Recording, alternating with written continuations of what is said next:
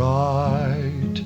You look happy to meet me.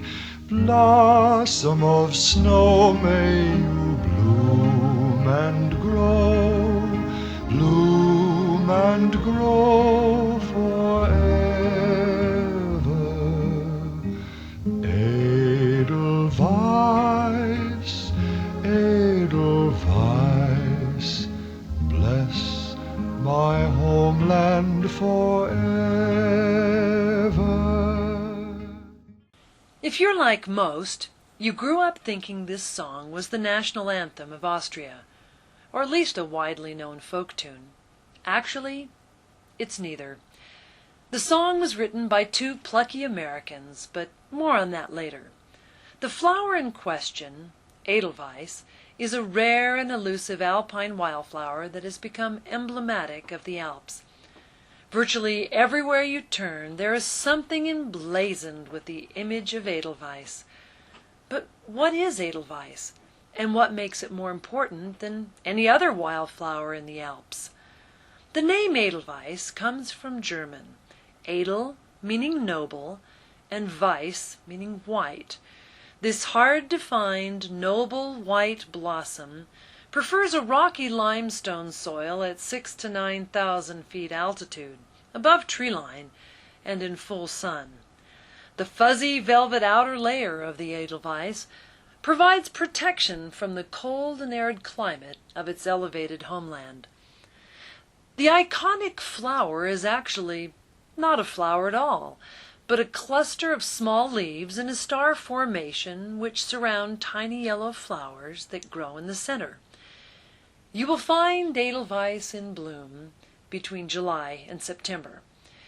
Since Edelweiss is usually found in high rocky locales that are difficult to access, it has become associated with mountaineering, and it is often difficult to find the flower along popular hiking and climbing routes, unless you know where to look.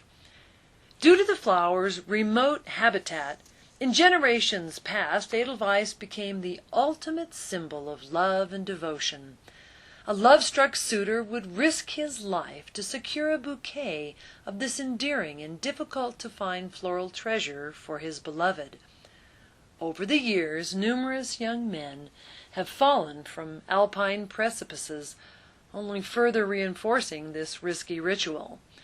Of course, this romantic tradition caused Edelweiss to become increasingly sparse, and it is now a protected plant in all 7 alpine countries: Switzerland, Austria, Slovenia, France, Italy, and Germany. So please don't pick any Edelweiss along the way, but you can take plenty of photos when we point one out to you. Now back to the song that made this tiny white flower famous across the entire world. Where did the song Edelweiss come from? Is it an Austrian folk song?